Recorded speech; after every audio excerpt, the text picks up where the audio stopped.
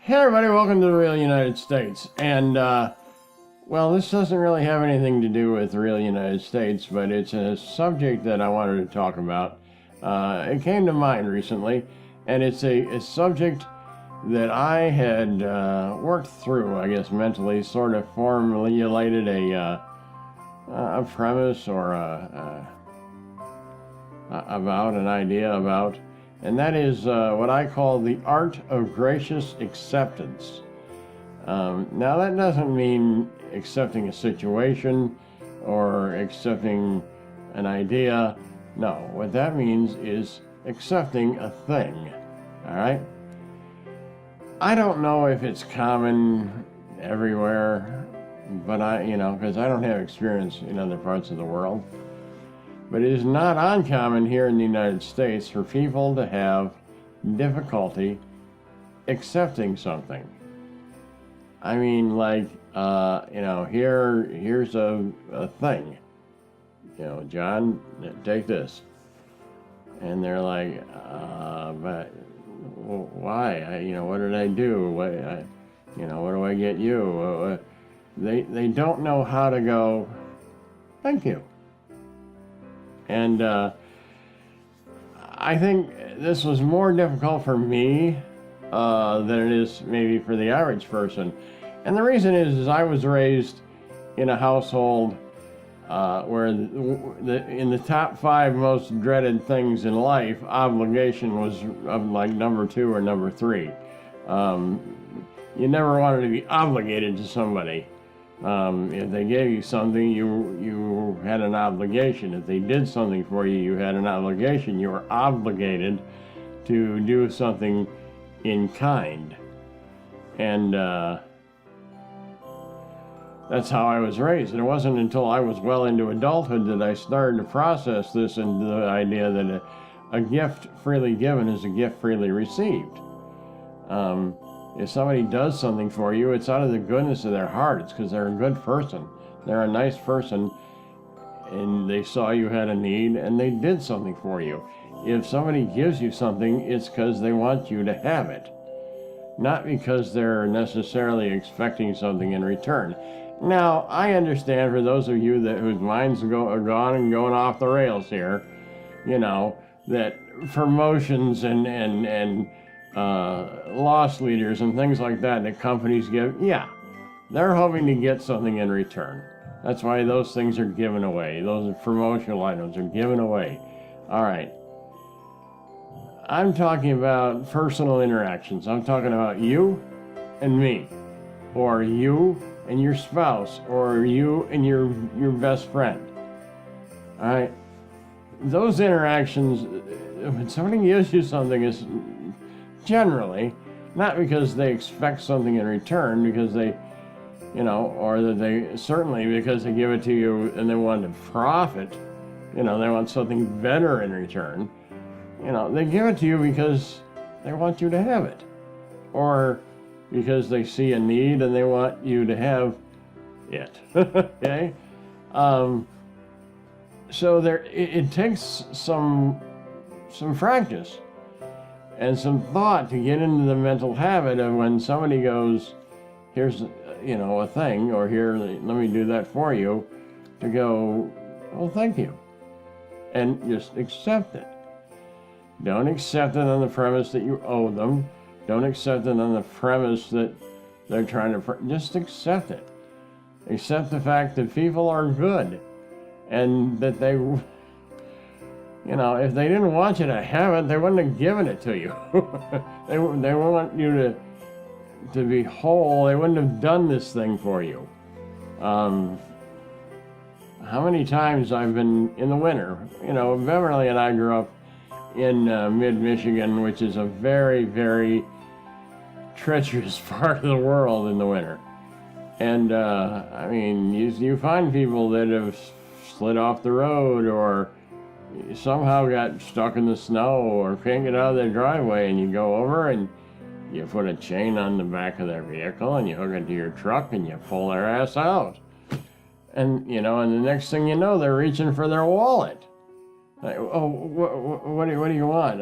I don't want nothing. I want you to get back in your car and go wherever you were going, okay? You were in trouble. I was trying to help you. Right? Well, I gotta do something for you. This is a real story, too, by the way. This happened. You gotta let me do something for you. I had to stop and think about it. Like, okay, I want them to accept the fact that I just did something for them. They're hell-bent that they want to do something for me. I have to, practice what I preach. So as I thought about it, I said, okay, all right.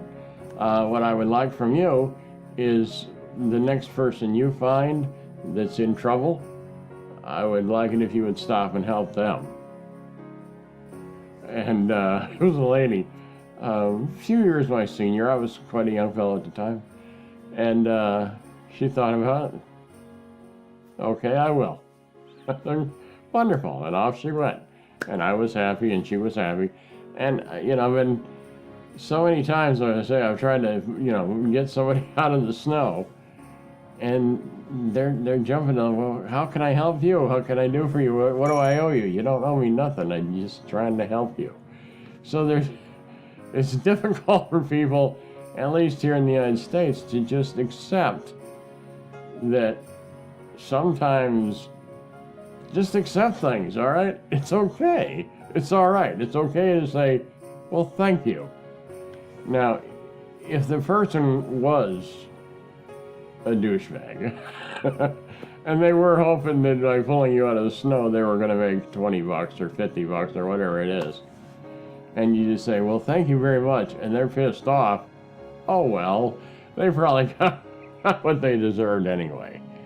They got a lesson in the fact that you can't just expect people to, you can't walk up and wash somebody's window on the streets in New York and then hold out your hand and give me money. If you volunteered the gift, you better accept the idea that you just gave a gift. I mean, I'm not out of it. I understand these things exist in society where people do things for you and then expect something in return. How do I say this politely? Screw them. All right? A gift freely given is a gift freely received. All right?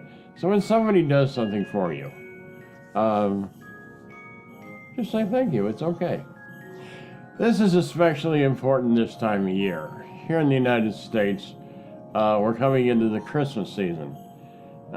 It's actually just after Thanksgiving, but we're coming into the very beginning of what is considered the Christmas season, which is, well, most of the month of December, or the last week of November and all of December, rather, or the first 3 weeks of December, whatever.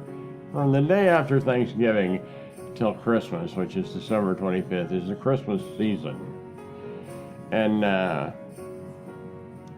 people are prone this time of year, especially people that you aren't maybe real close with. People that, aren't going to exchange gifts with, maybe. There's a gift exchange, obviously, with a lot of people. But a lot of people just feel they want to, do something for you.